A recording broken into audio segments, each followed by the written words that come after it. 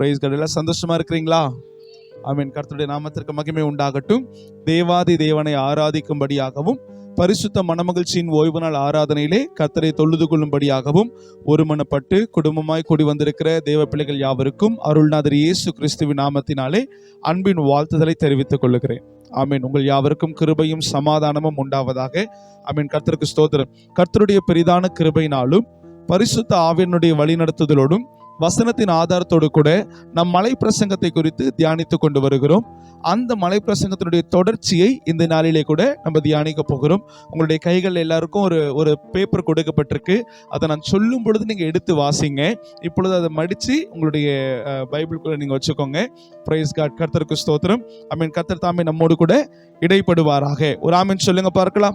பக்கத்துல கைகளை கொடுத்து சொல்லுங்க, கர்த்தர் உங்களோடு கூட இடைப்பட போகிறார். கர்த்தர் உங்களோடு கூட இடைப்பட போகிறார். அல்லேலூயா. அல்லேலூயா. ஆமென். தேவ பிள்ளைகளாகிய நாம் சபைக்கு வருகிறதற்கான நோக்கம் என்ன தெரியுமா? கர்த்தர் நம்மோடு கூட பேசணும். அதானே, கர்த்தர் என்னோடு கூட பேசணும் அப்படிங்கிற ஒரே நோக்கத்துக்காக தான் நம்ம சபைக்கு வருகிறோம். இப்போ கர்த்தர் நம்மோடு கூட பேச போகிறார். அல்லேலூயா. ஆமென். இதற்கு ஆதாரமா எடுத்து வாசிக்கலாம். மத்தேயு 5வது அதிகாரம் 39வது வசனத்தை ஒருவர் வாசிக்க நாம் யாவரும் கேட்கலாம். நான் உங்களுக்கு சொல்லுகிறேன், தீமையோடு எதிர்த்து நிற்க வேண்டாம். ஒருவன் உன்னை வலது கன்னத்தில் அறைந்தால் அவனுக்கு மறு கன்னத்தையும் திருப்பிக் கொடு. சேனைகளின் தேவனாகிய கர்த்தர் சொல்லுகிறார் தன்னுடைய மலை பிரசங்கத்திலே, என் மகனே, என் மகளே, நீ தீமையோடு எதிர்த்து நிற்க வேண்டாம். எல்லாரும் சொல்லுங்க, தீமையோடு எதிர்த்து நிற்க வேண்டாம். ஒருவன் உன்னை வலது கன்னத்தில் அறைந்தால் அவனுக்கு எதையும் திருப்பி கொடுக்கணுமா? மறு கன்னத்தையும் திருப்பி கொடு அப்படின்னு கர்த்தர் தன்னுடைய மலை பிரசங்கத்திலே அவருடைய பிள்ளைகளை பார்த்து அவர் சொல்லுகிறார். இந்த நாளிலே அதனுடைய தொடர்ச்சியை நம்ம பார்க்க போகிறோம். பொதுவா கிறிஸ்துவர் அல்லாத, கிறிஸ்துவை அறியாத பிரஜாதி மார்க்கத்தார் இருக்கிறாங்க இல்லையா, அவங்களுக்கும் வேத வசனம் தெரியுமா தெரியாதா? ஆமா. அவங்களுக்கு என்னென்ன வசனம் தெரியும்? நம்பர் 1 அவங்களுக்கு என்ன தெரியும்னா, மத்தேயு 7:7 கேளுங்கள் கொடுக்கப்படும், தட்டுங்கள் தேடுங்கள் கண்டடைவீர்கள். அந்த வசனம் இந்த உலகத்தில் இருக்கிற எல்லாருக்கும் தெரியும். 2வது, வருத்தப்பட்டு பாரம் சுமக்கிறவர்களே எல்லாரும் என்னிடத்தில் வாருங்கள், நான் உங்களுக்கு இளைப்பாறுதல் தருவேன். இந்த வசனமோ நமக்கு அன்பான பிரஜாதி மார்க்கத்தாருக்கு தெரியும். 3வது ஒரு வசனமும் அவங்களுக்கு தெரியும். கிறிஸ்துவர்கள் என்று சொன்னாலே இந்த வசனத்தை தான் அவங்க சொல்லுவாங்க. என்னன்னா, கிறிஸ்துவர்கள் எல்லாரும் ஒரு கன்னத்தில் அறைஞ்சா, இது கிறிஸ்துவர்களுக்கு மாத்திரம் உரித்தான தெரிந்த வசனம் இல்ல. கிறிஸ்துவர்களை குறித்து பேசும்போது என்ன சொல்லுவாங்க? ஒரு கன்னத்தில் அறைஞ்சா மறு கன்னத்துல காட்டுற பிள்ளைகள் தான் கிறிஸ்துவ பிள்ளைகள் அப்படின்னு சொல்லுவாங்க. ஒரு ஆமென் சொல்லலாமா? ஹல்லேலூயா. இப்படி பிரஜாதி மார்க்கத்தாரும் இயேசுவை அறியாத கிறிஸ்துவர் அல்லாத அவர்களுக்கு கூட இந்த 3 வசனங்களும் இது கூட சேர்ந்து, என் சமூகம் உனக்கு முன்பாக செல்லும், பயப்படாதே, நான் உனக்கு துணை நிற்கிறேன் அப்படிங்கிற ஒரு வசனங்கள் எல்லாம் அவர்களுக்கு பிரபலமான வசனம். அந்த அவர்களுக்கு பிரபலமான வசனங்களிலே ஒரு வசனத்தை இந்த நாளில் நம்ம வாசித்தோம் இல்லையா, மத்தேயு 5:39 அந்த வசனத்தை நம்ம தியானிக்க போகிறோம். கர்த்தருக்கு ஸ்தோத்திரம். வசனம் அழகாய் சொல்லுகிறது, நீ தீமையோடு எதிர்த்து நிற்க வேண்டாம். ஒருவன் உன்னை வலது கன்னத்தில் அறைந்தால் அவனுக்கு மறு கன்னத்தையும் கொடு, திருப்பி கொடு. கர்த்தருக்கு ஸ்தோத்திரம். நம்ம எல்லாருக்குமே தெரியும், நீங்களும் நானும் ஆராதிக்கிற நம்முடைய சேனைகளின் தேவனாகிய கர்த்தர் அவர் வார்த்தையில் உண்மையுள்ளவர். அல்லேலூயா. அவர் வார்த்தையில் உண்மையுள்ளவர். அவர் ஒரு வார்த்தை சொல்லிட்டார்னா அந்த வார்த்தை எப்பேற்பட்ட சூழ்நிலையாக இருந்தாலும் அந்த வார்த்தையை கர்த்தர் ஆச்சரியமாய் அவர் நிறைவேற்றி தருவார். ஒரு ஆமென் சொல்லிடலாமா? ஹல்லேலூயா. ஆமென். ஆண்டவர் சொன்னார், உங்களை துன்பப்படுத்துகிறவர்களுக்காகவும் உங்களை நிந்திக்கிறவர்களுக்காகவும் ஜெபம் பண்ணுங்கள் சொன்னாரா இல்லையா? மலை பிரசங்கத்துல தான் சொன்னார். அப்போ உண்மையாகவே ஆண்டவர் சொல்லிட்டு அவர் அந்த வார்த்தையின்படி கீழ்ப்படியாம நடந்துட்டாரான்னு கேட்டா இல்ல. சிலுவையில அவரை துன்பப்படுத்தினவர்களுக்காகவும் அவர்களை நிந்தித்தவர்களுக்காகவும் கர்த்தர் ஜெபம் பண்ணினார். அல்லேலூயா. ஆமா. 2வது, உங்கள் சத்துருக்களை சிநேகியுங்கள் அப்படின்னு ஆண்டவர் சொன்னார். அப்படி ஆண்டவர் சொல்லிட்டு அவருடைய வாழ்க்கையில சத்துருக்களை சிநேகிக்காதபடி அவர் வாழல, அவர் சத்துருக்களை சிநேகித்தார். அல்லேலூயா. இவன் தான் என்னை காட்டி கொடுக்க போறான் என்று தெரிந்தும் யூதாஸ் காரியத்தை பார்த்த ஆண்டவர் என்ன சொன்னார்? சிநேகிதனேன்னு சொன்னார். ஒரு ஆமென் சொல்லுங்க பார்க்கலாம். அப்போ ஆண்டவர் அவர் சொன்னார்னா அவர் செய்வார். பக்கத்துல கைகளை கொடுத்து சொல்லுங்க, இயேசு சொன்னார்னா அவர் செய்வார். ஹல்லேலூயா. இந்த மலை பிரசங்கத்திலே அருள்நாதர் இயேசு சொல்லுகிறார், ஒருவன் உன்னை தன்னுடைய வலது கன்னத்தில் அறைந்தால் அவனுக்கு மறு கன்னத்தையும் திருப்பி கொடு. இப்போ ஆண்டவர் இந்த வார்த்தையை சொன்னார். இந்த வார்த்தையின்படியே அவர் செய்தாரா? நம்ம வசனத்தின்படி பார்ப்போமா? எடுத்து வாசிக்கலாம். யோவான் 18வது அதிகாரம் 22வது வசனம், 23வது வசனம். இப்படி அவர் சொன்னபொழுது சமீபத்தில் நின்ற சேவகரில் ஒருவன் பிரதான ஆசாரியனுக்கு இப்படியா உத்தரவு சொல்லுகிறது, சீஃப் பாஸ்டருக்கு இப்படியா பதில் சொல்றது என்று இயேசுவை ஒரு அறை அறைந்தான். இயேசு அவனை நோக்கி நான் தகாத விதமாய் பேசினதுண்டானால் தகாததை ஒப்புவி, தகாததை எனக்கு சொல்லு. நான் தகுதியாய் பேசினேனே ஆகில் என்னை ஏன் அடிக்கிறாய் என்றார். என்னை ஏன் அடிக்கிறாய்? ஒரு ஆமென் சொல்லுங்க பார்க்கலாம். இன்னைக்கு பிரசங்கம் ஒரு பைபிள் ஸ்டடியை போல போகும். சரியா? ஒரு பைபிள் ஸ்டடியை போல. ஒருவேளை உங்களுக்கு இது ஹிஸ்டரி கிளாஸை போல கூட இருக்கலாம், ஒருவேளை உங்களுக்கு இது பிசிக்ஸ் கிளாஸா போல கூட இருக்கலாம். ஆனால் எனக்கு தெரியும், இந்த நாள் பிரசங்கத்தினுடைய முடிவிலே பரிசுத்த ஆவியானவர் நமக்கு நல்ல நல்ல காரியங்களை கற்றுத்தர போகிறார். அல்லேலூயா. ஆமென். வாசிக்கப்பட்டதான வசனத்துல ஆமென், பக்கத்தில் நிற்கிற போர் சேவகன் ஒருவன் இயேசுனுடைய கன்னத்தில் அறைகிறான். ஆனா இயேசு மத்தேயு 5வது அதிகாரம் 39 என்ன சொன்னார்? ஒருவன் உன்னுடைய வலது கன்னத்தில் அறைந்தால் அவனுக்கு உன்னுடைய மறு கன்னத்தையும் கொடு. ஆனா இந்த இடத்துல பாருங்க, இயேசுவை ஒருவன் அறைகிறான். அரைச்ச உடனே இயேசு இந்த கன்னத்திலையும் அறைன்னு சொல்லல. அவர் என்ன சொன்னார்? நான் தகாத விதமாய் பேசினதுண்டானால், நான் ஏதாகிலும் தப்பா பேசியிருந்தேன்னா தகாததை ஒப்புவி. என்ன சொன்னா அதை என்கிட்ட சொல்லு. நான் தகுதியாய் பேசினேனே ஆகில் என்னை ஏன் அடிக்கிறாய்? ஒரு ஆமென் சொல்லுங்க பார்க்கலாம். நான் ஆரம்பத்திலே சொன்னேன், நம்முடைய கர்த்தர் வார்த்தையில் உண்மை உள்ளவர். சரிதானா? அவர் வார்த்தையில் உண்மை உள்ளவர். அவர் ஒன்னு சொல்லிட்டார்னா அந்த வார்த்தை அது நிறைவேறி அந்த சொன்னப்பட்ட கர்த்தருடைய செவிகளுக்கு போய் சொல்லும், உங்களுடைய வார்த்தையை நான் நிறைவேற்றிட்டேன். அவர் என்னென்ன வார்த்தை இந்த உலகத்திலே வாழும் பொழுது சொன்னாரோ அந்தந்த வார்த்தைகள் ஆம் என்றும் ஆமேன் என்றும் அப்படியே கீழ்ப்படிந்து நடந்தது. இந்த இடத்துல கர்த்தர் சொல்லுகிறார், ஒருவன் உன்னுடைய வலது கன்னத்தில் அறைந்தால் அவனுடைய மறு கன்னத்தையும் கொடு அப்படின்னு ஆண்டவர் சொல்லிட்டு, இந்த இடத்துல ஆண்டவர் அவருடைய கன்னத்துல ஒருத்தன் அறைகிறான். அவனிடத்துல ஆண்டவர் மறுபடியும் கேட்கிறார், என்னை ஏன் நீ அடிச்ச? அப்போ ஏசப்பா சொன்ன காரியத்தை அவர் நிறைவேற்றலையா? அல்லேலூயா. அப்படிங்கிற ஒரு சந்தேகம் உங்களுடைய இருதயத்துல வருகிறது, நியாயம்தான். ஆனா வசனத்தின் ஆதாரத்தோடு கூட நம்ம பார்க்க போகிறோம், இயேசு சொன்னதை நிறைவேற்றினார். கரங்களை தட்டி கர்த்தருக்கு நன்றி செலுத்துங்க பார்க்கலாம். அல்லேலூயா. ஆமென். நம்முடைய பரிசுத்த வேதாகமத்திற்கு ஒரு பெரிய மகத்துவம் உண்டு. இந்த உலகத்துல அநேக வேதங்கள் உண்டு. ஆமென். நமக்கு அன்பான பிரஜாதி மார்க்கத்தாரா இருக்கிற ஹிந்து மார்க்கத்தார், அவர்கள் வேதம் என்று பார்க்கிற அந்த கீதையில அநேக காரியங்கள் சொல்லப்படுகிறது. ஆமென். இஸ்லாமிய சகோதரர்கள் அவர்கள் வேதம் என்று பார்க்கிறதான குர்ஆன்ல அநேக காரியங்கள் சொல்லப்படுகிறது. நீங்களும் நானும் ஆமென் வேதமாய் பார்க்கிற நம்முடைய பரிசுத்த வேதாகமத்துல கர்த்தர் அநேக காரியங்களை சொல்லி இருக்கிறார். இந்த 3 காரியத்திலையும் என்ன ஒரு காரியம் வித்தியாசமா இருக்கும் தெரியுமா? முதலாவது, கீதையா இருக்கட்டும், குர்ஆனா இருக்கட்டும், ஆமென், எப்பேற்பட்ட வேதங்களா இருக்கட்டும், அவைகள் எல்லாம் சொல்லப்பட்டவைகள், செய்யப்பட்டவைகள் கிடையாது.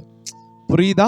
ஆனால் இயேசு மாத்திரமே அவர் சொன்னார், சொன்னபடி செய்தார், செய்ததை எழுதினார், எழுதி நம்முடைய கரங்களிலே தந்திருக்கிறார். கரங்களை தட்டி கர்த்தருக்கு நன்றி செலுத்துங்க பார்க்கலாம். ஹல்லேலூயா. அவர் சொன்னார், சொன்னபடி செய்தார், செய்ததை எழுதி உங்களுடைய கரங்களிலையும் என்னுடைய கரங்களிலையும் கர்த்தர் தந்திருக்கிறார். ஒரு ஆமென் சொல்லுங்க பார்க்கலாம். அல்லேலூயா. இந்த வசனம் நம்ம எல்லாரும் என்ன தெரியுமா பண்ணுவோம்? உங்களை ஒரு கன்னத்துல அரைஞ்சா மறு கன்னத்தை காண்பீங்கன்னு தான் நம்ம சொல்லுவோம். ஆனா வேத வசனம் தெளிவாய் சொல்லுகிறது, ஒருவன் உங்களை வலது கன்னத்தில் அறைந்தால், அப்படிதானே சொல்லப்படுது. ஒருவன் உங்களை, எல்லாரும் சொல்லுங்க, ஏகமாய் சொல்லுங்க, ஒருவன் உங்களை ஏகமாய் வலது கன்னத்தில் அறைந்தால் அவனுக்கு என்ன கொடு? மறு கன்னத்தையும் ஆமென் திருப்பி கொடு. கர்த்தருக்கு ஸ்தோத்திரம். நம்ம சின்ன வயசுல இருந்து இந்த வாலிப வயசு வரைக்கும் நம்ம வளர்ந்துருக்கிறோம். ஒரு சில அன்பான தாய் தகப்பன்மார்கள் 50, 55, 60 வயது வரைக்கும் நீங்க வாழ்ந்திருக்கிறீங்க, வளர்ந்து கொண்டிருக்கிறீங்க. உங்களுடைய வாழ்க்கையில யாராவது ஒருத்தங்க நம்ம தப்பு பண்ணோம்னா நம்முடைய பெற்றோர்கள் நம்மள கன்னத்துல அறைவாங்க, நம்முடைய டீச்சர்ஸ் நம்முடைய கன்னத்துல அறைவாங்க, நம்முடைய எல்டர்ஸ் மூத்த சகோதரர்கள் நம்முடைய கன்னத்துல அறைவாங்க. அறை வாங்கி இருக்கிறீங்களா? அல்லேலூயா. ரைட். நீங்க நல்லா நோட் பண்ணி பாத்தீங்கன்னா நம்ம எத்தனையோ பேர்கிட்ட அறை வாங்கியிருப்போம், ஆனா ஒரு மனுஷனும் நம்முடைய வலது கன்னத்துல அறைந்திருக்க மாட்டாங்க. கொஞ்சம் யோசிச்சு பாருங்க பார்க்கலாம், நான் சொல்றது சரிதானா? ஒரு மனுஷனும் வலது கன்னத்துல அறைந்திருக்க மாட்டான். அல்லேலூயா. ஒரு ஆமீன் சொல்லுங்க பார்க்கலாம். ஆமீன். யாராக இருந்தாலும் நம்மள கன்னத்துல அறைஞ்சிருப்பாங்க, உண்மைதான். ஆனா வலது கன்னத்துல நம்ம அறைந்திருக்க மாட்டாங்க. அப்படி வலது கன்னத்துல ஒரு மனுஷன் அறையணும்னா அது சாத்தியம் இல்லை. ஆனாலும் அறையணும்னா அவன் எப்படிதான் அறையணும் தெரியுமா? லெஃப்ட் ஹேண்ட்ல அறையணும். அப்படி இல்லைன்னா ரைட் ஹேண்ட்ல பின்பக்கத்தை வச்சு என்ன பண்ணணும்? புரியுதா நான் சொல்றது? புரியுதா? வலது கன்னத்துல ஒரு மனுஷன் அறையணும்னா லெஃப்ட் ஹேண்ட்ல பின்பக்கத்தின் மூலியமா, இந்த கையினுடைய பின்பகுதி மூலியமாகத்தான் நம்ம அறைய முடியும். ஒரு ஆமீன் சொல்லிடலாமா? அல்லேலூயா.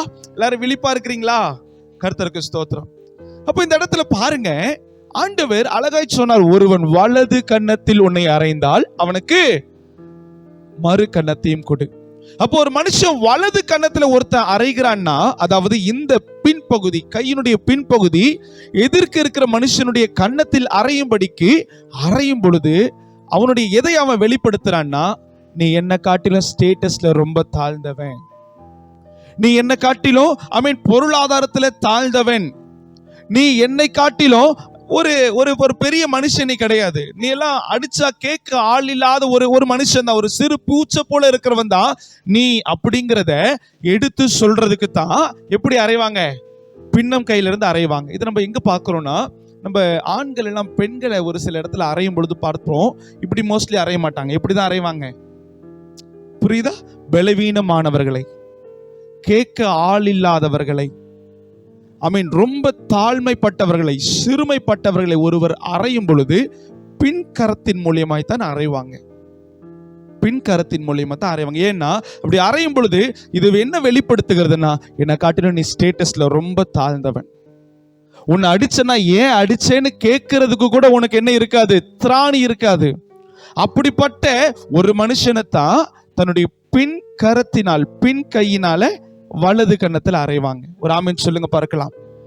அதே இடது கைகள், அதாவது இந்த கை இருக்கு பாத்தீங்களா, உள்ளம் கை பதியும் அளவும் அரைஞ்சாங்கன்னா எந்த இடத்துல தான் அறைய முடியும்?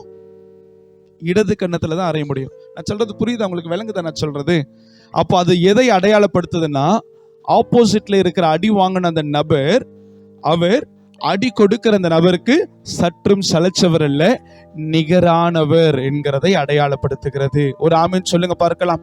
மறுபடியும் நான் சொல்றேன், ஒரு மனுஷன் தன்னுடைய பின் கரத்தினால் எதிர்க்க இருக்கிற நபர்களை அடித்தார்கள் என்று சொன்னால், இந்த அடித்த மனுஷன், அடி வாங்கின மனுஷனை பார்த்து, என்னை காட்டிலும் நீ தாழ்ந்தவன், என்னை காட்டிலும் நீ பொருளாதாரத்திலே தாழ்ந்தவன், உடல் பலத்திலே தாழ்ந்தவன், எல்லாவற்றிலையும் தாழ்ந்தவன், நான் சொன்னா உன்னுடைய வாழ்க்கையில என்ன வேணாலும் என்னால செய்ய முடியும் அப்படிங்கிற ஒரு ஆதிக்கத்தை காட்டுகிறவர்கள் தான் எந்த கையால் அடிப்பாங்க? பின் கையால் அடிப்பாங்க. அல்லேலூயா. ஏன்னா நீ பலவீனமானவன், உன்னால திருப்பி அடிக்க முடியாது, ஒரு பூச்சி போல. அதே கை படுகிறபடியாய் ஒரு மனுஷன் அடிக்கிறோம்னா அது எதை அடையாளப்படுத்தும்னா, அவன் எனக்கு சமமானவன் என்றதை அடையாளப்படுத்தும். ஒரு ஆமீன் சொல்லுங்க பார்க்கலாம். அல்லேலூயா. கர்த்தருக்கு ஸ்தோத்திரம். இப்போ மத்தேயு 5:39 மறுபடியும் நீங்க வாசிங்களேன். நான் உங்களுக்கு சொல்லுகிறேன், நான் உங்களுக்கு சொல்லுகிறேன், தீமையோடு எதிர்த்து நிற்க வேண்டாம், தீமையோடு எதிர்த்து நிற்க வேண்டாம். ஒருவன் உன்னை வலது கன்னத்தில் அறைந்தால், ஒருவன் உன்னை, நீ இளையவன், நீ சின்னவன், நீ பலனற்றவன், உனக்கு தகுதி இல்லை, உனக்கு தராதரம் இல்லை என்று சொல்லி தன்னுடைய வார்த்தையினாலே அவன் அடிக்காமல், தன்னுடைய கரத்தினாலே, கரத்தினுடைய பின்பகுதியினாலே வலது கன்னத்தில் அறைந்தால் அவனுக்கு மறு கன்னத்தையும் திருப்பி கொடு. அவனுக்கு மறு கன்னத்தையும் திருப்பி கொடு. அவனுக்கு மறு கன்னத்தையும் திருப்பி கொடு. ஏன் மறு கன்னத்தை திருப்பி கொடுக்கணும் தெரியுமா? நம்மள அடிச்ச அந்த மனுஷங்கிட்ட தீமையோடு நம்ம எதிர்த்து நின்று சண்டை போடாம, நீ இந்த கன்னத்துல என்னை அடிச்சு என்னுடைய வலது கன்னத்துல என்னை அறைந்து என்னை நீ ரொம்ப தாழ்ந்தவன் தானே நினைச்சிட்ட.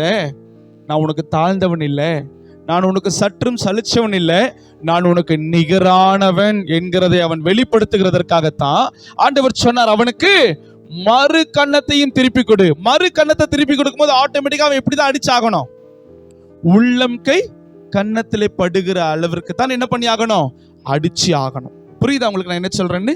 சரி, இப்பொழுது யோவான் எழுதின சுவிசேஷத்திற்கு மறுபடியும் வருவலாம். 18வது அதிகாரம் 22, 23 அதை வாசிக்க கேட்கலாம். இப்படி அவர் சொன்ன பொழுது சமீபத்தில் நின்ற சேவகரில் ஒருவன் பிரதான ஆசாரியனுக்கு இப்படியா உத்தரவு சொல்லுகிறது என்று இயேசுவை ஒரு அறை அறைந்தான். அல்லேலூயா. இயேசுவை ஒரு அறை அறைந்தான். அப்படி இயேசுவை அறையும் பொழுது அந்த சேவகன் எப்படி தெரியுமா இயேசுவை அறைந்தான் சொல்லப்பட்டது? அவன் தன்னுடைய வலது கையினுடைய பின்புறத்தின் மூலியமாய் இயேசுவை அறைந்தான் என்று சொல்லப்படுகிறது. அல்லேலூயா. ஏன் அப்படி அறைஞ்சான் தெரியுமா? அந்த இடத்துல இயேசுவை அவருக்கு சப்போர்ட் பண்ண ஒருத்தனும் இல்லை. இயேசுவோடு கூட நடந்த 12 சீஷர்களும் அந்த இடத்துல இல்லை. இயேசுவை அடிச்சா ஏன் இவரை அடிக்கிறீங்கன்னு கேட்கறதுக்கு கூட எந்த மனுஷனும் இல்லை. இயேசு ரொம்ப தாழ்ந்தவராய், சிறுமைப்பட்டவராய், அடிக்கப்படுகிற ஆட்டுக்குட்டியை போல அவர் நின்று கொண்டிருந்தார். அடித்த அந்த இயேசுவிற்காக பரிந்து பேசுகிறதற்கு ஒரு நபரும் இல்லைன்னு அந்த இடத்துல இருக்கிறதான அந்த சேவகன் அறிந்து தன்னுடைய வலது கரத்தின் பின்பகுதியினால் இயேசுவை அறைந்தான். ஒரு ஆமென் சொல்லுங்க பார்க்கலாம்.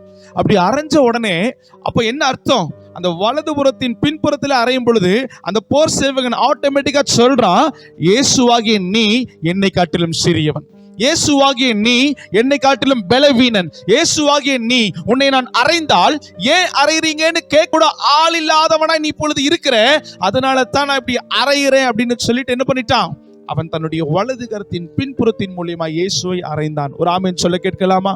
அல்லேலூயா. இந்த அறையை பெற்றுக்கொண்ட இயேசு தான் சொல்லியபடியே அவர் கேட்டார். வாசிங்கமாக.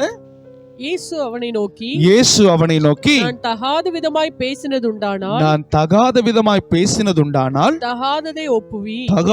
ஒப்புவி. நான் தகுதியாய் பேசினேனே ஆகில், நான் தகுதியாய் நல்லபடியாய் கரெக்டா தான் நான் பேசி இருக்கிறேன்னா என்னை ஏன் அடிக்கிறாய்? அல்லேலூயா. மத்தேயு 5:39 ஆண்டவர் சொல்லியிருக்கிறார், தீமையோடு எதிர்த்து நிற்க வேண்டாம்.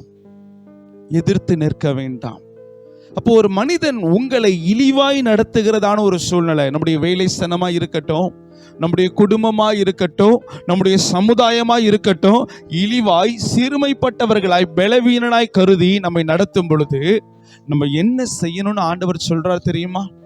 நீ அவனை காட்டிலும் சிறியவன் அல்ல, நீ அவனை காட்டிலும் சிறுமைப்பட்டவன் அல்ல, நீ அவனை காட்டிலும் எந்த ஒரு ஆஸ்பெக்ட்லையும் குறைந்து போனவன் கிடையாது. அதனால நீ அவனுக்கு சரிசமமானவன் என்று சொல்லி அவனுக்கு அதை எடுத்துரைக்கிறதற்காக நீ எதை கொடு? அவனுடைய மறு கன்னத்தையும் கொடு. நான் சொன்ன ஆரம்பத்தில் மறு கன்னத்தில், அதாவது தன்னுடைய உள்ளம் கை பதியும்படியாக ஒரு மனுஷன் அடிக்கிறான்னு என்ன அர்த்தம்? ஆப்போசிட்ல இருக்கிறவன் அவனுக்கு நிகரானவன் என்று அர்த்தம். அல்லேலூயா. புரியுதா உங்களுக்கு? ஆனா நிறைய பேர் இந்த வசனத்தை எப்படி தெரியுமா சொல்றோம்? ஒரு கன்னத்தில் அரைஞ்சால் மறு கன்னத்தை காட்டு. அப்போ ஒரு கன்னத்துல அரைஞ்சிட்டோம்னா ஒரு பூச்சியை போல அப்படி இந்த சைடும் அரைஞ்சிருங்க.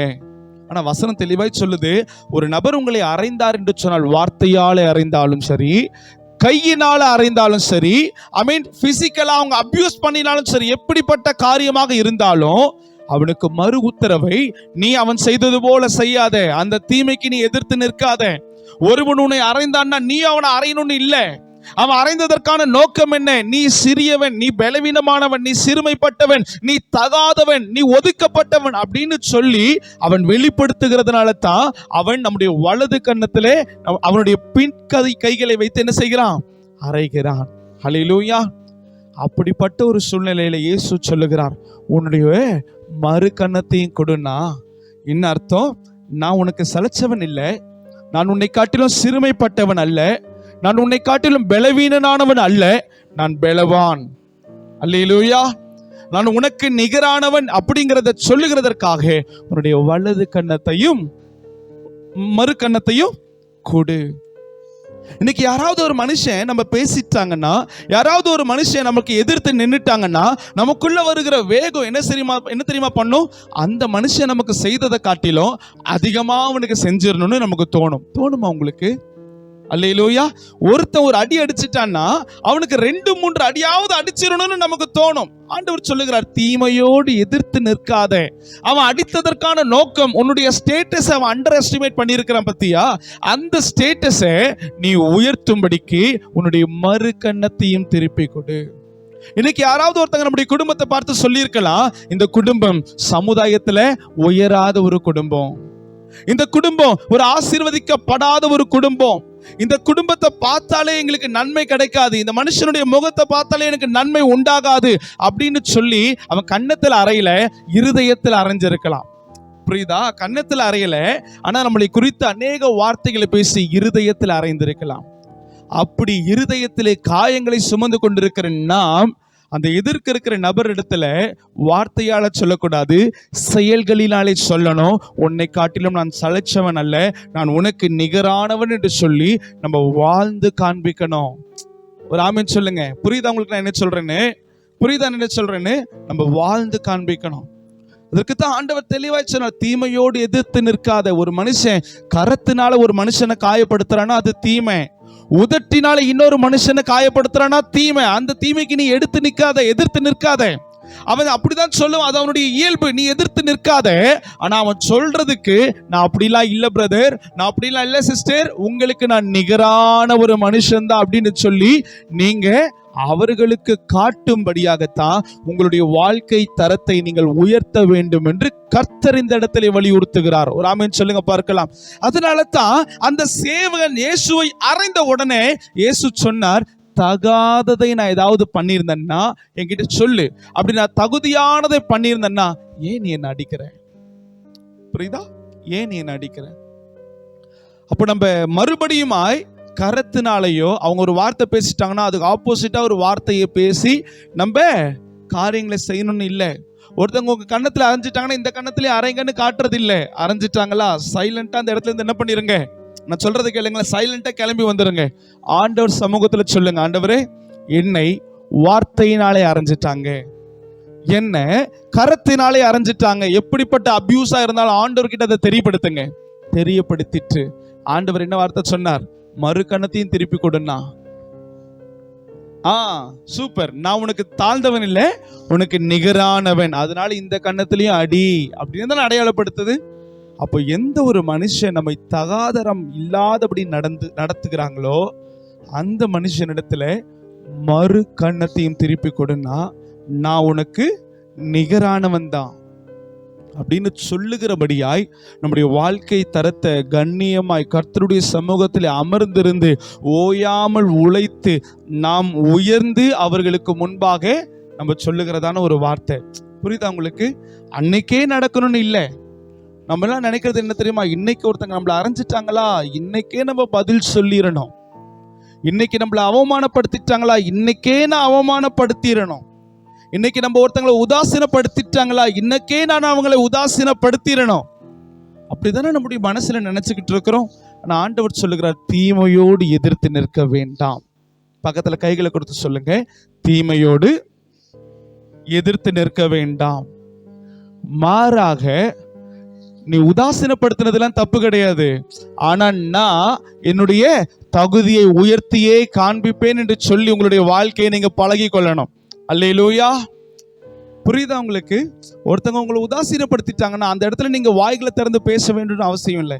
சைலண்டா வந்துட்டு ஆண்டவருடைய சமூகத்தில், ஆண்டவரே அவங்க இப்படிலாம் பேசிட்டாங்க, இப்படிதான் என்னுடைய வாழ்க்கை இருக்கு, ஆனா நீங்க சொல்லியிருக்கிறீங்க நான் அவனுக்கு சற்றும் தாழ்ந்தவன் இல்லை. என்ன வசனம் சொல்லுது?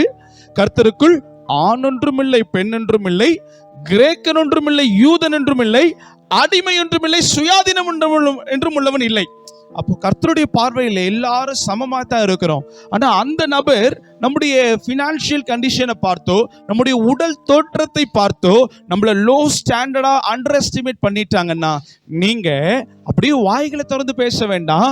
உங்களுடைய வாழ்க்கையினுடைய உயர்வு அது ஆட்டோமேட்டிக்கா அவங்க இடத்துல சொல்லும், நான் ஒரு காலத்துல இப்படி நினைச்சிட்டேனே, ஆனா இவங்க இவ்வளவு பெரிய ஆளா இருக்கிறாங்களே.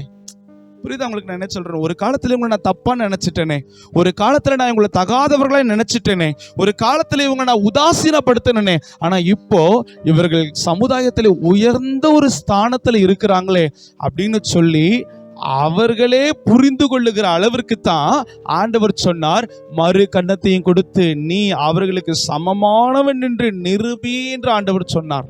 அல்லேலூயா. அப்போ நீங்களும் நானும் சமமானவர்கள். அதற்காக இப்படி நம்ம நினைச்சிடவே கூடாது. நான் தான் பெரியவன் அப்படின்னு என்ன செஞ்சிடக்கூடாது, நினைச்சிடக்கூடாது. ஒரு அழகான ஒரு வசனம் உண்டு, கர்த்தருக்கு ஸ்தோத்திரம். எடுத்து வாசிக்கலாம். கலாத்தியர் 3வது அதிகாரம் 28வது வசனத்தை ஒருவர் வாசிக்க நாம் யாவரும் கேட்கலாம். யூதன் என்றும் கிரேக்கன் என்றும் இல்லை, அடிமை என்றும் சுயாதீனன் என்றும் இல்லை, இல்லை, ஆண் என்றும் பெண் என்றும் இல்லை, இல்லை, நீங்கள் எல்லாரும் கிறிஸ்து இயேசுவுக்குள் ஒன்றாய் இருக்கிறீர்கள். ஒன்றாய் இருக்கிறீர்கள். ஹல்லேலூயா. நீங்கள் எல்லாரும் கிறிஸ்து இயேசுக்குள் எப்படி இருக்கிறீங்களா? ஒன்றாய் இருக்கு. இந்த இடத்துல நீங்கள் அப்படின்னு சொல்லப்பட்டது யார தெரியுமா? கர்த்தரை அறிந்தவர்களையும் கர்த்தரை அறியாத பிரஜாதி மார்க்கத்தாரையும் தான் பவுல் கலாத்திய சபையில சொல்லுகிறார். நீங்கள் எல்லாரும் எப்படி இருக்கிறீங்க?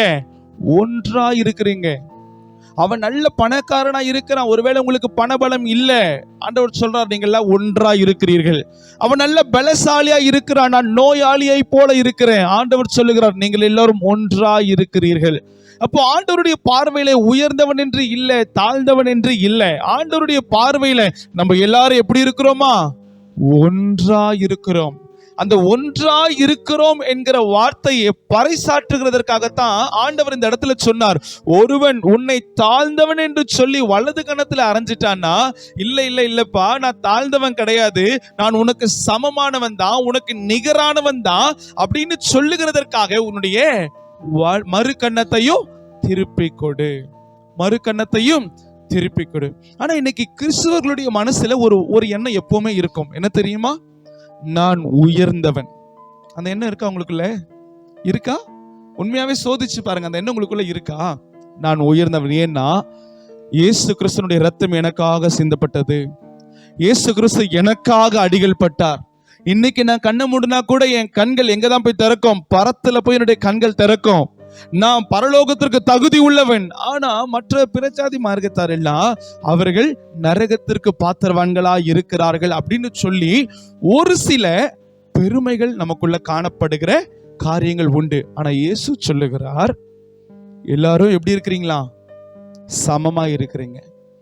இன்னைக்கு எனக்காக சிந்தப்பட்ட ரத்தம் நாளைக்கு அவனுக்காக சிந்தப்படும். புரியுதா?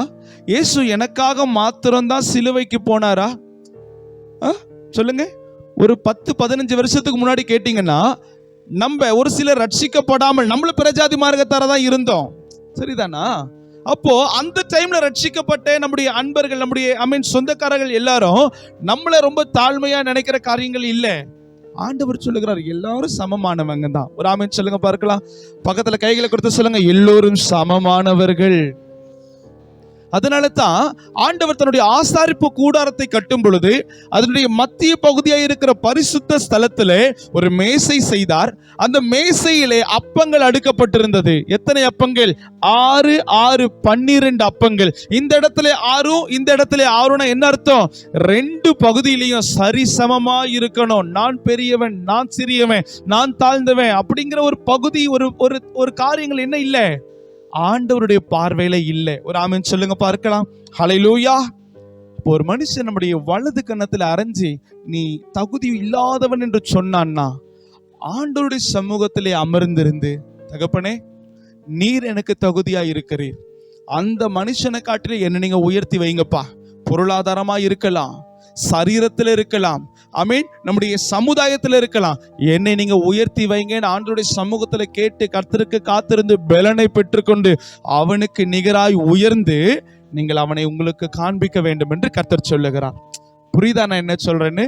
அப்போ தீமையோடு எதிர்த்து நிற்க வேண்டாம் என்று சொன்ன அந்த வார்த்தையின்படி ஒருத்தங்க நம்ம கிட்ட ஒரு அஃபெண்டான ஒரு காரியங்கள், அபியூஸான ஒரு காரியங்கள் நம்மளை அடிக்கிறாங்களோ, நம்மள ஏதாவது ஒரு காரியம் பண்றாங்கன்னா அதே போல நீங்களும் செய்யாதீங்க.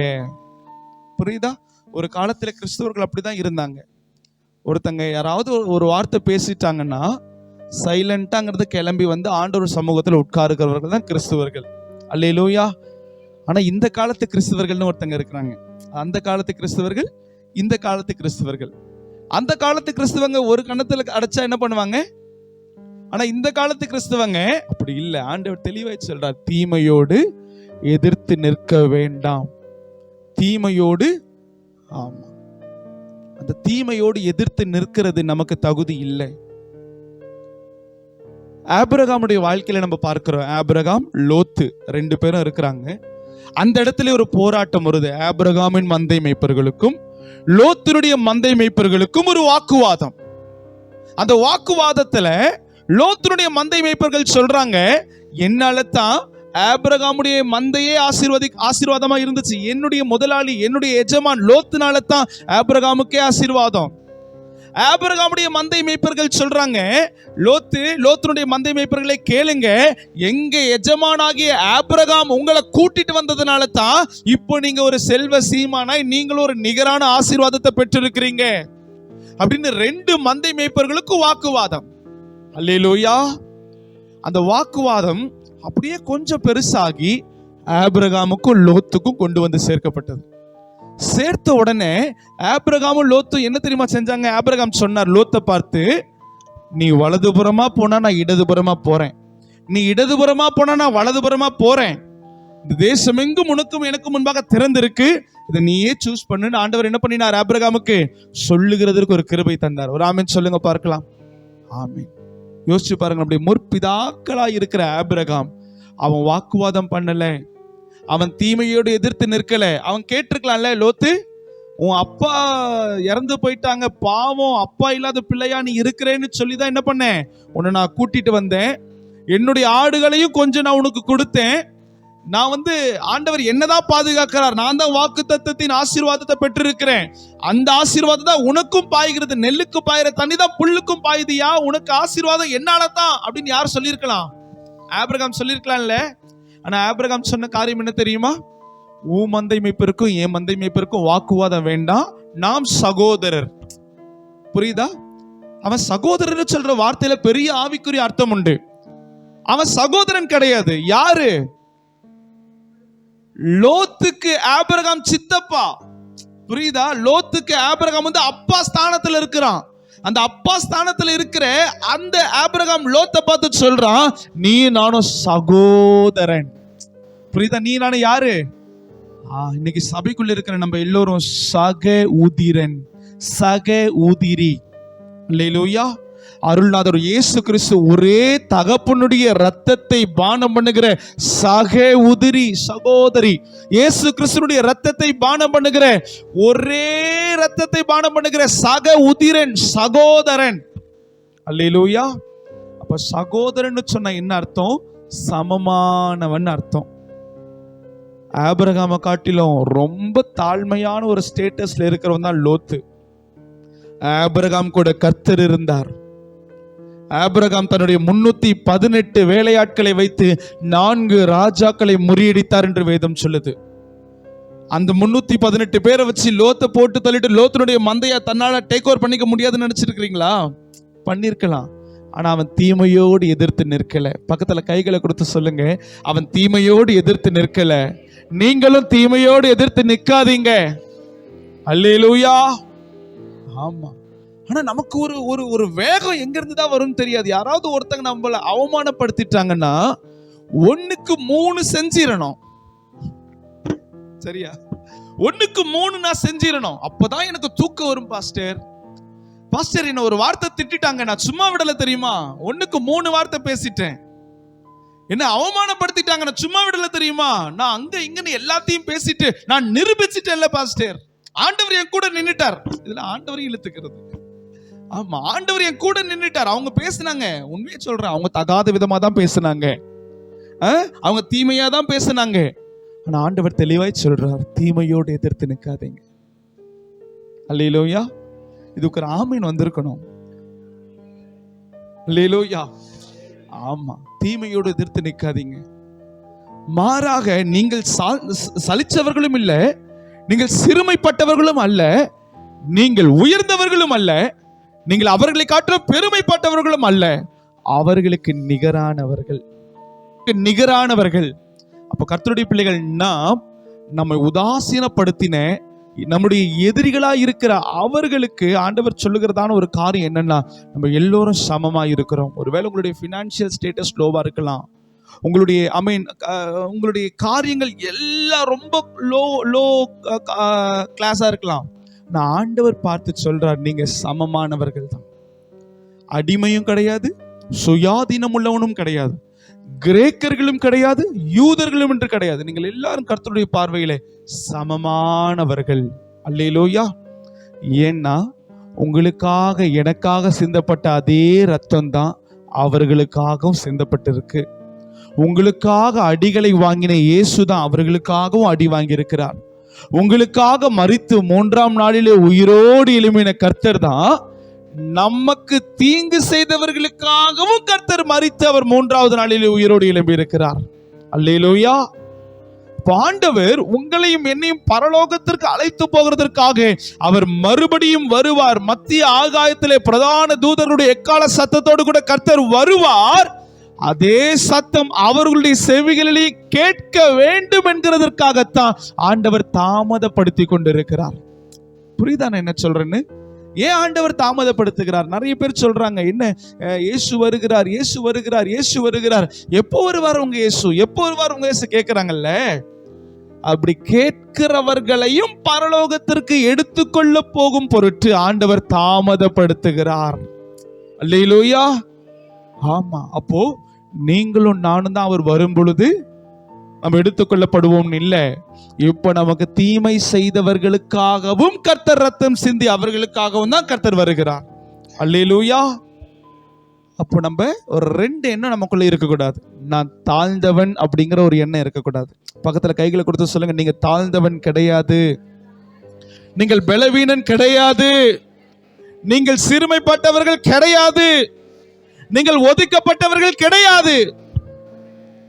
அல்லேலூயா. மாறாக சமமானவர்கள்.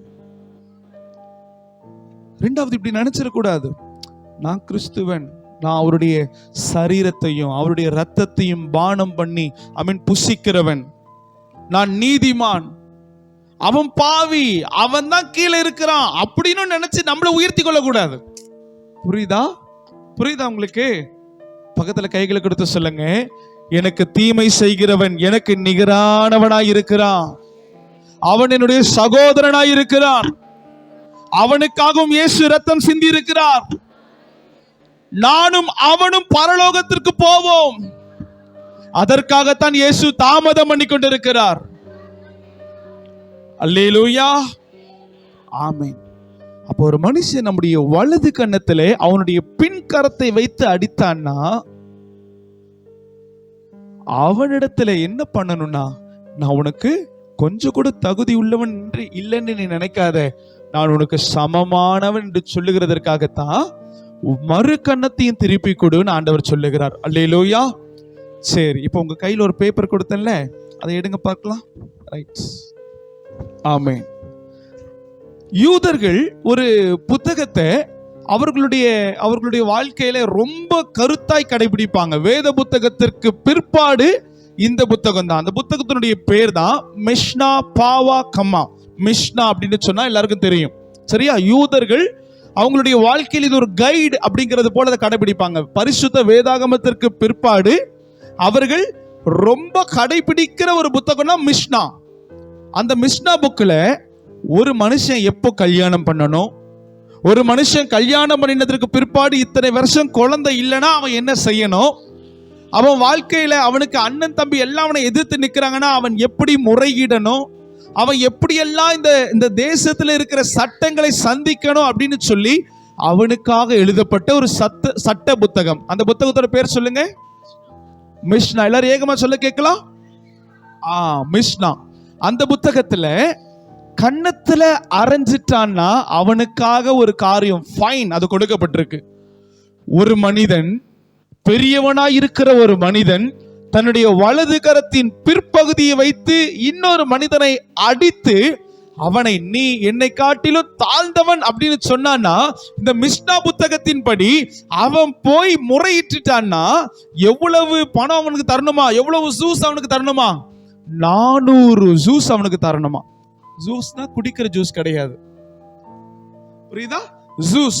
அப்புறம் இந்த 400 ஜூஸ் இப்போ இந்த காலகட்டத்தில் எவ்வளவு தெரியுமா மதிப்பு? 1.5 லட்சம் கிட்ட, சுமார் ஏறத்தாழ 1.5 லட்சம். புரியுதா உங்களுக்கு? அல்லேலூயா. ஒரு மனுஷன் தன்னுடைய வலது கரத்தின் பிற்பகுதியை வைத்து உங்களை அரைஞ்சிட்டான்னா அவன் உங்களுக்கு, அதாவது அந்த யூதர்களுடைய முறைமையின்படி அறை வாங்கினவனுக்கு ஏறத்தாழ 1,30,000 ரூபாய் அவனுக்கு கொடுத்தாகணுமா. சரியா? அப்ப இயேசு என்ன சொன்னாரு? மறு கன்னத்தையும் திருப்பி கொடுனா அவன் இந்த உள்ளம் கை பதிகிற அளவுக்கு அடிச்சிட்டான்னா அதற்கான ஃபைன் என்னன்னா 200 ஜூஸ். அது எவ்வளவு? 72,000 ரூபாய். அதனை போட்டிருக்கு இந்த இடத்துல 72,000. அப்போ ஆக மொத்தம் என்ன ஆயிடுச்சு? 400 ஜூஸ் ஒரு 200 ஜூஸ், மொத்தம் எவ்வளவு ஆயிடுச்சு? 600 ஜூஸ். அப்போ ஒரு மனுஷன் உங்களை வலது கணத்துல அரைஞ்சிட்டான்னா ஆண்டவருடைய வார்த்தையின்படி இடது கணத்தையும் நீங்க திருப்பி கொடுத்தீங்கன்னா அவன் உங்களுக்கு எத்தனை ஜூஸ் கொடுத்தாகணும்? 600 ஜூஸ். அது இந்த காலத்தினுடைய நம்முடைய இந்திய மதிப்பு ஏறத்தாழ 2 லட்சம். ஆனா நம்மளுடைய வேதத்துல ஆண்டவர் சொன்னார், உன்னை ஒரு மனிதன் வலது கன்னத்தில் அரைஞ்சிட்டான்னா அவன் ஆட்டோமேட்டிக்கா ஆவிக்குரிய ரீதியில் அவன் கடனாளி ஆயிடுறான். உங்களுக்கு எவ்வளவு ஜூஸ் தந்தாகணும்? அவன் 400 ஜூஸ் தந்தாகணும். ஆண்டவர் சொல்றார் மறு கணத்தையும் திருப்பி கொடு அப்படின்னா அவன் உங்களுக்கு ஆவிக்குரிய ரீதியில் எவ்வளவு தந்தாகணும்? 600 ஜூஸ், ஏறத்தாழ 1,80,000 ரூபாய் அவன் தந்த ஆகணும். இந்த உலக பிரகாரமாய் ஒருத்தன் கன்னத்துல அறையில, ஆனா இருதயத்துல அறைந்து உங்களை அவமானப்படுத்திட்டான், உங்களை அசிங்கப்படுத்திட்டான், நீ சின்னவன்டா, நீ லோ ஸ்டேட்டஸ்காரன்டா அப்படின்னு சொல்லி உங்களை பேசிட்டான்னா நீங்க ஒண்ணுமே பேசாம வந்தீங்கன்னா பரலோகத்தில் இருந்ததற்கான பிரதிபலனை கர்த்தர் தருவார். அல்லேலூயா. கர்த்தர் வாங்க வேண்டிய இடத்துல இருந்து வாங்கி கொடுக்க வேண்டிய நபர் இடத்துல இருந்து அவர் கொடுத்துருவார். கரங்களை தட்டி கர்த்தருக்கு நன்றி செலுத்துங்க பார்க்கலாம். அல்லேலூயா. ஆனா நீ அந்த இடத்துல மனுஷன் இடத்துல எதிர்த்து நின்னுட்டு நீ 1 அரைஞ்சிட்டியா, நான் 3 அரைஞ்சிடுறேன் அப்படின்னு சொன்னா ஆண்டவர் வாங்க வேண்டிய இடத்துல இருந்து வாங்கி கொடுக்க வேண்டியவங்க கிட்ட போய் கொடுத்துருவார். நான் சொல்றது உங்களுக்கு புரியும் நினைக்கிறேன். புரியுதா? அதனால தான் ஆண்டவர் சொல்றார் தீமையோடு எதிர்த்து நிற்காத. நீ நின்னா என்னால நிக்க முடியாது. ஆண்டவர் சொல்றார் நான் உனக்காக யுத்தம் பண்ணுவேன், நீங்கள் பயப்படாதீர்கள், நான் உங்களுக்காக யுத்தம் பண்ணுவேன். யாத்திராகமம் 14:14 வாசிக்கிறோம், இந்த யுத்தம் உங்களுடையது அல்ல, உங்களை ஒருத்த உதாசீனப்படுத்திட்டான், நீங்க அந்த தீமையோடு எதிர்த்து நிற்காதீங்க, நான் நிற்கிறேன். அல்லேலூயா. தீமையோடு எதிர்த்து நிற்கிறது நமக்கு தகுதி அல்ல, ஆண்டவர் அதற்கான பதிலை தருவார். அல்லேலூயா. அதனால தான் ஆண்டவர் சொன்ன தீமையோடு எதிர்த்து நிற்காது. ஒரு கண்ணத்தை அறையிறானா அவனுக்கு ஆட்டோமேட்டிக்கா ஃபைன் கொடுத்து ஆகணும். நீ அவனுக்கு மறு கண்ணத்தையும் கொடுத்து இன்னும் அவனுடைய கண்டிஷனை ரொம்ப கிரிட்டிக்கல் ஆக்கு அப்படின்னு ஆண்டவர் சொல்றார். புரியுதா உங்களுக்கு? அப்போ அதற்கான அவன் உங்களை உதாசீனப்படுத்தி ஒருவேளை கரத்தினால் அடிச்சிருக்கலாம், ஒருவேளை வாயின் வார்த்தையினால் அடிச்சிருக்கலாம். அந்த வார்த்தைக்கு ஈடாய் அந்த இருதயத்தில் காயப்பட்ட அந்த காயங்களுக்கு ஈடானதை பரலோகம் அவனிடத்திலிருந்து வசூல் செய்து உங்களுக்கு தர அது போதுமானதா இருக்கிறது. கரங்களை தட்டி கர்த்தருடைய நாமத்தை மகிமைப்படுத்துங்க பார்க்கலாம். அல்லேலூயா. ஆமா, ஆண்டவர் பார்த்துக் கொள்ளுவார். சொல்லுங்க, இயேசு பார்த்துக் கொள்ளுவார். இந்த வார்த்தை ஒவ்வொரு கிறிஸ்துவனுடைய இருதயத்தின் ஆழத்திலிருந்து புறப்பட வேண்டியதான ஒரு வார்த்தை. இன்னைக்கு நம்ம இயேசுக்கு ரெஸ்ட் கொடுத்துடுறோம். இயேசுக்கு நல்ல ரெஸ்ட் கொடுத்துட்டு ஆண்டவரே நான் பார்த்துக்கிறேன், ஆண்டவரே எனக்கு முடியும், ஆண்டவரே அவன் அடிச்சுட்டான்ல, இப்ப பாருங்க நான் போய் என்ன பண்றேன் பாருங்க ஆண்டவரேன்னு சொல்லிட்டு என்ன பண்றோம்? ஆண்டவர் சொல்றார் தீமையை எதிர்த்து நிற்காத, நான் பார்த்துக்கிறேன். பக்கத்துல கைகளை கொடுத்து சொல்லுங்க, இயேசு சொல்றார் அவர் பார்த்துப்பேன்னு சொல்றார். அல்லேலூயா. வேலை ஸ்தலத்துல உங்களை உதாசீனப்படுத்துறாங்களா? இயேசு சொல்றார் நான் பார்த்து கொள்ளுகிறேன். குடும்பத்தில் உங்களை ஒதுக்குறாங்களா? இயேசு சொல்லுகிறார் நான் பார்த்து கொள்ளுகிறேன். சமுதாயத்தில் சிறுமைப்பட்டவர்களா இருக்கிறீங்களா? இயேசு சொல்லுகிறார் நான் பார்த்து கொள்ளுகிறேன். தீமையோடு நீ எதிர்த்து நிற்காத. அல்லேலூயா. தீமையோடு எதிர்த்து நிற்கிறது தேவ பிள்ளைகளுக்கு அழகு அல்ல. அதனாலதான் இயேசு அந்த இடத்துல கேட்டார், ஏன் என்ன நீ அரைஞ்ச? நான் தப்பு பண்ணியிருந்தேன்னா என்ன தப்புன்னு சொல்லு, நான் தப்பு பண்ணலைன்னா எதுக்கு அரைந்தேன்னு காரணத்தை எனக்கு நீ சொல்லு. புரியுதா? அல்லேலூயா. இப்ப சொல்லுங்க, இயேசு சொன்னதை செய்வாரா இல்லையா? அவர் சொன்னதை செய்தாரா இல்லையா? அவர் சொன்னதை செய்வார். அல்லேலூயா. கரங்களை தட்டி கர்த்தருடைய நாமத்தை மகிமைப்படுத்தலாம். அவர் சொன்னதை மாத்திரம்தான் செய்வார், அவர் செய்கிறதை மாத்திரம்தான் சொல்லுவார். அல்லேலூயா.